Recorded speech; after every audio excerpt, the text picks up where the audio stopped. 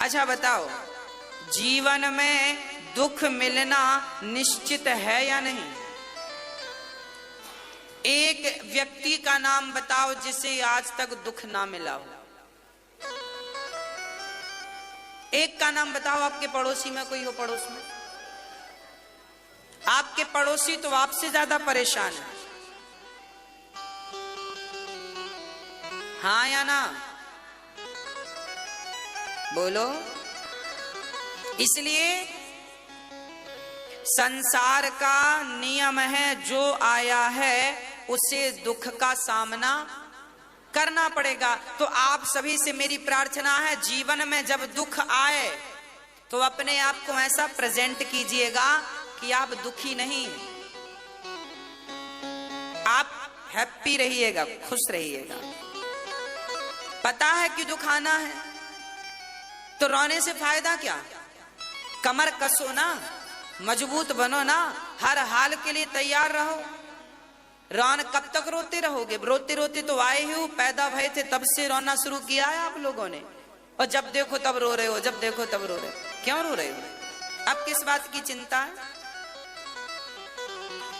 देखो, लोग बुढ़ापे में दर्द से रोते हैं। बुढ़ापे का दर्द भगवान किसी को ना दे, बुढ़ापा बड़ा खतरनाक होता है। पर याद रखना, इसे स्वीकार कर लो, बुढ़ापा आएगा तो शरीर में दर्द रहेगा, उस दर्द को सहने की शक्ति लाइएगा, रोने से काम नहीं बनेगा। इस धरती पर ऐसा कोई नहीं हुआ जिसे संसार में आकर दुखों का सामना ना करना पड़ा हो। अरे दुख कई प्रकार के होते हैं, केवल शरीर का दुख नहीं होता। भगवान राम के जीवन में देखो कितना दुख आया, और राम के जीवन में तो कम था, उनकी पत्नी माता सीता के जीवन में कितना दुख आया। 2 बार उन्हें, राम को 1 बार वनवास जाना पड़ा, जबकि उनकी पत्नी नारी जात को 2 बार वनवास जाना पड़ा।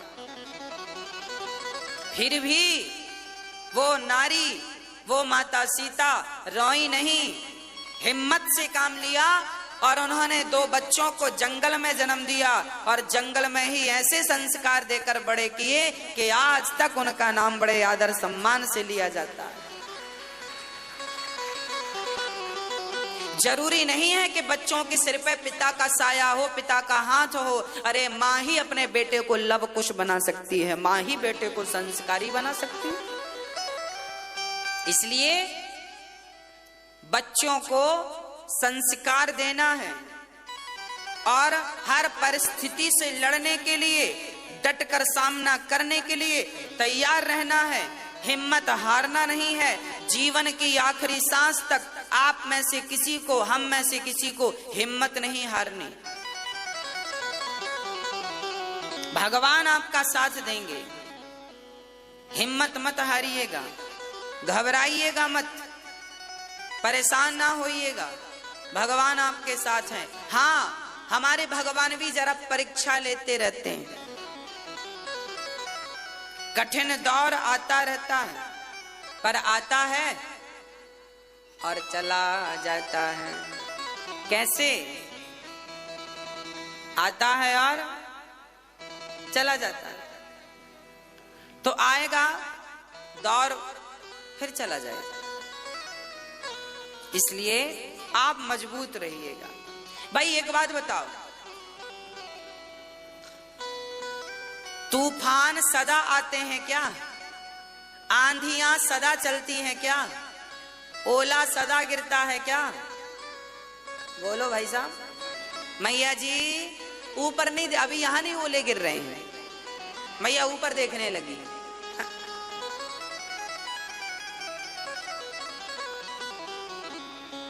आंधियां रोज नहीं आती, पर जब आती है ना, तो आंधियां क्यों आती हैं? आंधियां इसलिए आती हैं कि वो पेड़ को, वृक्ष को देखना चाहती हैं कितना मजबूत है। जो वृक्ष कमजोर होता है, जड़ कमजोर होती है, वो तो आंधी के एक झोंके में गिर जाता है। और जिसकी जड़ मजबूत होती है ना, आंधी उस पेड़ को यहाँ यहाँ यहाँ यहाँ घुमाती है। कभी पेड़ ऐसे होता है, कभी पेड़ ऐसे होता है, पर जब मजबूत उसकी जड़ होती है ना, तो आंधी को ही हार के जाना पड़ता है। वो तो अपनी जगह पर अडिग होकर खड़ा रहता है। बस आंधियां आएंगी आपके जीवन में, दुखों की आंधियां आएंगी, संकट की आंधियां आएंगी। आपकी जड़ इतनी मजबूत होनी चाहिए कि आपका वो आंधी, आपका वो दुख बाल भी बांका ना कर सके। अपने आप को इतना स्ट्रांग, इतना मजबूत बना के रखिए।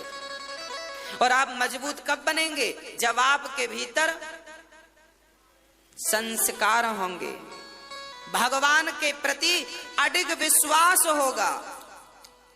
कौन सा विश्वास? मंत्र जाप मम दृढ़ विश्वास। भगवान के चरणों में जिनका विश्वास है, उनके जीवन में कितनी भी आंधियां आ जाएं, वो हिलेगा डुलेगा जरूर, पर उखड़ेगा कभी नहीं। जीवन का, संसार का कोई भी दुख